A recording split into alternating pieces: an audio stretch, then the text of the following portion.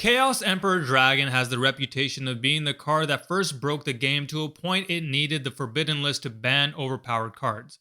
Despite its release way back in 2004, Chaos Emperor didn't come off the list until it received an errata, just going to show that despite 15 years of new cards, this one still maintained the highest of power levels. Given its strength, it's no surprise that it is Kaiba who wields the card, showcasing it against Zigfried in the Grand Championship arc. But since it's errata, it hasn't struck the same fear in duelists as it once did, being fully released from the list to be able to use 3. So let's try to help the Emperor reclaim his throne. The premise of this deck is to get out Chaos Emperor Dragon as consistently as possible, use its effect, then have other effects that help you climb out of the top deck war. Our monster lineup starts off with the human version of the dragon, Chaos Emperor, so our attempt to create some lore where Chaos Emperor Dragon actually used to be a human who was transformed into a dragon, or something like that. He can be summoned by banishing a light and dark monster from either graveyard or either side of the field. He also has the effect where you can tribute him to special summon one Chaos Emperor Dragon from your hand, ignoring its conditions, then send all cards in both players' hands and fields to the graveyard except that dragon.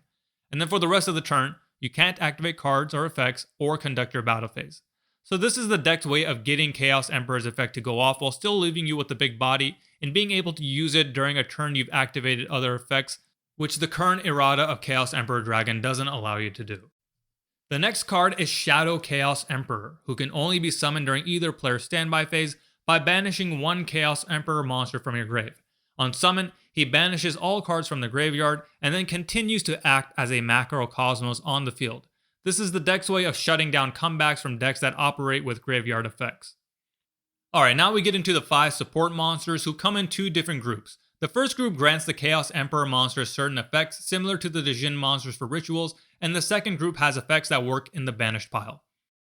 In the first group is Advisor, Knight, and Guard of the Emperor, all of whom are light monsters who are also treated as darks in the grave, and all of whom grant the Chaos Emperor monster summoned by banishing them certain effects.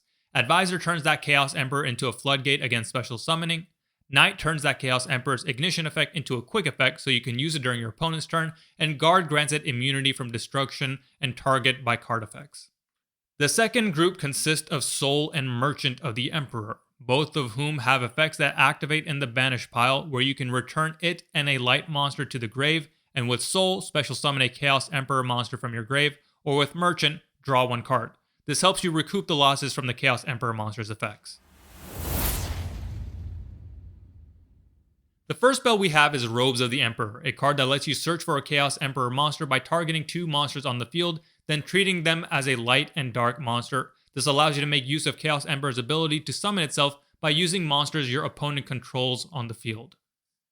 Next is Sacrifice for the Emperor, a quick play spell that lets you tribute one of the Emperor monsters to special summon a different one from your deck. This allows you to load your grave and get you to the right effects you need.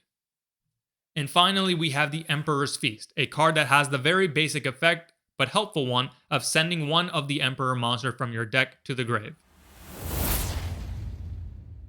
The trap lineup consists of 2 cards. The first is Vengeance of the Emperor, a counter trap that gives you a spell, trap, or monster effect negate while you control a Chaos Emperor monster.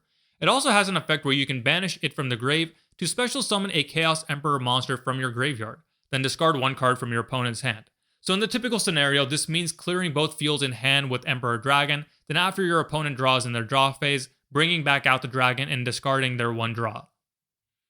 Finally, we have Medallion of the Emperor. Its on-field effect allows both players to draw 1 card if you control a Chaos Emperor monster. It also has 2 graveyard effects. The first prevents any cards or effects from being activated in response to the effect of your Chaos Emperor monsters. The second protects a Chaos Emperor monster from being removed from the field by its own effect by banishing this card from the grave instead. So in the case of the dragon, your effect can go through and you can banish this card to keep the dragon on the field. So that does it for the Chaos Emperor archetype. Hope you're a fan of Mulan and enjoyed that showcase. Otherwise, let us know your thoughts and feedback in the comments below. And be sure to like and subscribe as we reveal the last villain monster of the bunch.